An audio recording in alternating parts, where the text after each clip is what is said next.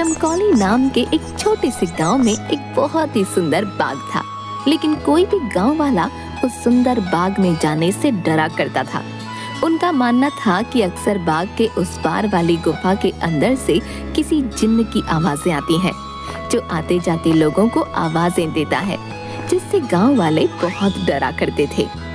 एक दिन गांव के दो युवक खेत पर आपस में बात करते हुए, अरे भाई, कल मैं उस बाग की तरफ गया था, वहाँ फिर से उस जिन की वही डरावनी आवाजें आ रही थी। अरे क्यों भाई, क्या करने गए थे तुम वहाँ? क्या तुम्हें पता नहीं बाग के पास वाली गुफा में जिन रहता है? अगर वो तुम्हें कहीं कुछ कर देता तो आइंदा फिर उस बाग की तरफ मत जाना। तभी वो वहाँ से बात करते हुए खेत से चले जाते हैं। अगले दिन गांव का एक लड़का रांझा, यार, इस गुफा में से आवाजें कौन देता होगा? मुझे इसके पीछे जरूर कोई राज नजर आता है। रांझा भैया, जो भी हो, लेकिन गलती से भी उस गुफा के अंदर मत जाना। लेकिन इस गुफा का रहस्य तो मैं जान कर रहूंगा। सब गांव वाले डर के साए में आखिर कब तक रहेंगे? उसके बाद शाम हो गई और रांझा और उसका दोस्त अपने अपने घर चले गए। अगले दिन सुबह सारे गांव में सन्नाटा था और रांझा के घर के बाहर उसकी लाश रखी हुई थी। सब रो रहे थे। शाम को बस ये बोल के घर से निकला था कि आज एक रहस्य से पर्दा उठाने जा रहा हूँ। मेरे रांझा की बहादुरी उसे ले डूबी। हाय मेरा बच्चा। हो ना हो, ये उस गुफा वाले जिन ने ही किया है। हाँ, उसी गांव में धन्नू नाम का व्यक्ति रहता था, जो एक व्यापारी था। उसकी दो बेटियां थीं, रीमा और सीमा। उन दोनों को रंग बिरंगे फूलों का बहुत शौक था।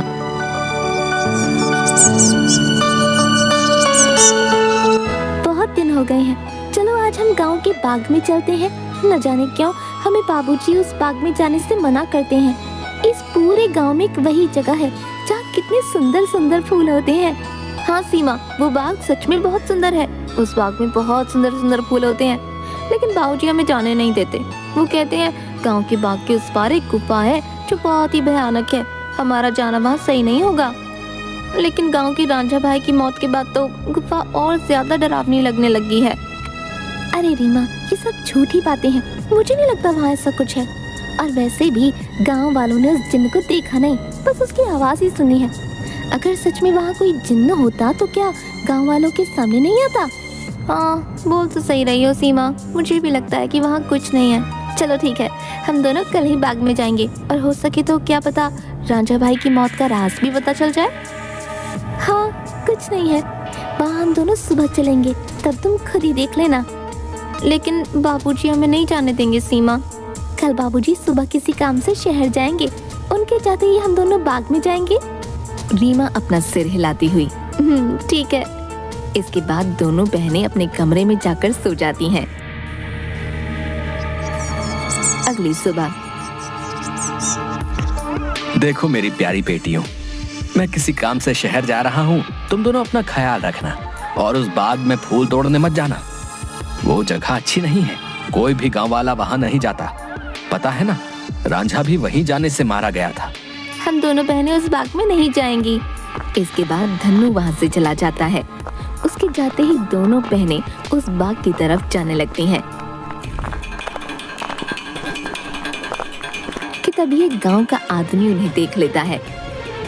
अरे सीमा और रीमा बिटिया, तुम इस बाग की तरफ कहाँ जा रही हो? क्या तुम्हें नहीं पता कि बाग की उस तरफ एक गुफा है जो बहुत ही डरावनी है?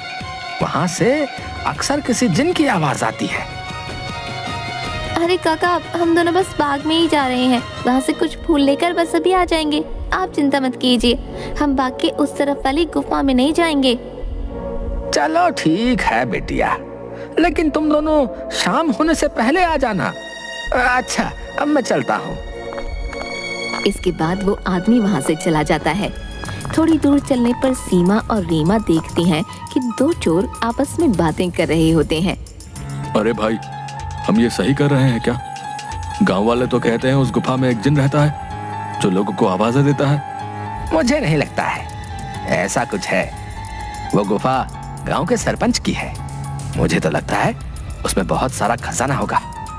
सब गांव वालों को डराने का बहाना है। बस चलो, चलकर आज देख ही डालते हैं। इसके बाद वो दोनों गुफा की ओर जाने लगते हैं। उन्हें गुफा की ओर जाता देख रीमा और सीमा भी उनके पीछे जाने लगती हैं कि तभी वो देखती हैं कि वो दोनों चोर गुफा के अंदर जाने ही वाले होते हैं कि वहाँ एक औरत आती है जो देखने में काफी भयानक होती है और उसके हाथ में एक टोकरी होती है जिसमें बहुत सारे रंग बिरंगे फल होते हैं। तभी वो औरत उन दो चोरों से कहती है, कहाँ जा रहे हो तुम दोनों? क्या तुम्हें पता नहीं इस गुफा में एक जिन्न रहता है? वो तुम्हें मार डालेगा। चले जाओ यहाँ से, चले जाओ। क्या कहा? जिन? अरे बाबा! कि तभी उस जिन्न की आवाज आती है, कौन है वहाँ? क्या कोई मुझे सुन पा रहा है? अंदर आओ, निकालो मुझे यहाँ से। जिन्न की ऐसी डरावनी आवाज सुनकर वो दोनों डर जाते हैं। अरे भैया भागो, इस गुफा के अंदर तो सच में कोई जिन है, भागो यहाँ से। और वो दोनों वहाँ से भाग जाते हैं। मैंने तो पहले ही कहा था, यहाँ दोबारा मत आना, वो तुम्हें जिंदा नहीं छोड़ेगा। ये सब रीमा और सीमा देख रही थीं कि तभी वहाँ रीमा और सीमा के सामने वो औरत आ जाती है जो देखने में काफी भयानक होती है, जिसके हाथ में बहुत सारे रंग बिरंगे फल होते हैं। कहाँ जा रही हो तुम दोनों? सीमा और रीमा डरते हुए, हम तो बस ऐसे ही बाग घूमने आए थे काकी, लेकिन आप यहाँ क्या कर रही हैं? मैं तो यहीं रहती हूँ, यही बाग मेरा घर है। तुम दोनों यहाँ से जल्दी चली जाओ, वरना वो जिन तुम्हें छोड़ेगा नहीं। जाओ यहाँ से। क्या सच में बाग के उस पार वाली गुफा में कोई जिन्न है काकी? हाँ, और वो बहुत खतरनाक है। तुम दोनों यहाँ से जल्दी चली जाओ। इसके बाद वो औरत वहाँ से चली जाती है। मुझे बहुत डर लग रहा है, अब मैं इसके आगे नहीं जाऊंगी। मुझे लगता है वो औरत सच बोल रही है, वो जिन्न हमें मार डालेगा। मैं नहीं जाऊंगी उस गुफा में। ठीक है, तो मेरा यही इंतजार करना। मैं सच जानना चाहती हूँ, क्या वाकई वो आवाज जिन्न की है या नहीं? इसलिए मैं तो गुफा के अंदर जा रही हूँ। तुम यहाँ से कहीं मत जाना, मैं जल्दी आ जाऊंगी। इसके बाद रीमा अकेले ही आगे चलती है।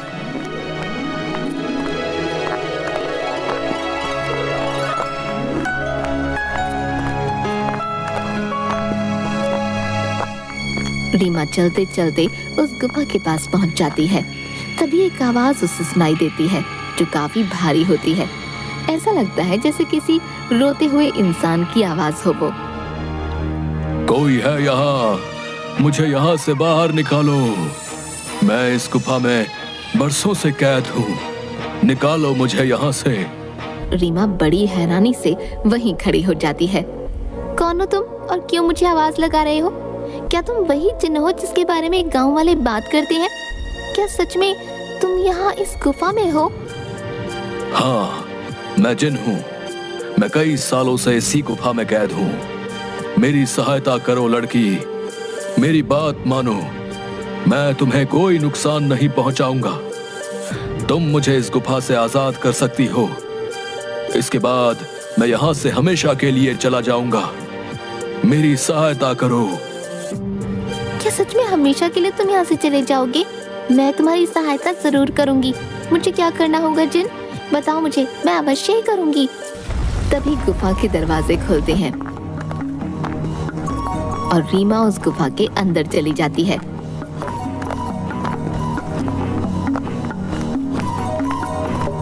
जैसे ही वो अंदर जाती है, एक बहुत बड़ी अजीब से जानवर की परछाई उसे नजर आती है जो देखने में बहुत ही डरावनी होती है।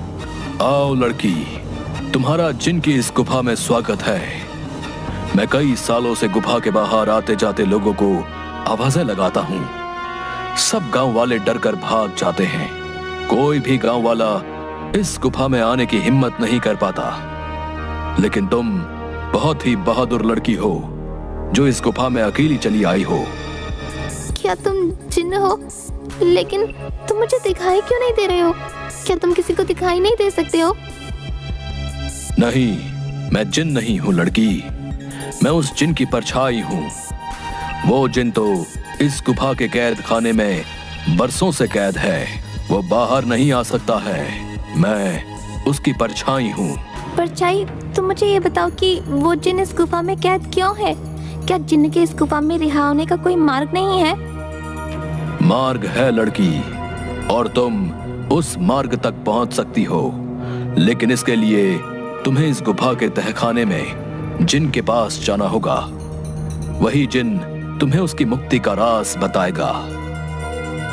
जिसके बाद रीमा हाथ में जलती हुई एक आग की मशाल लेकर उस गुफा की ओर जाती है।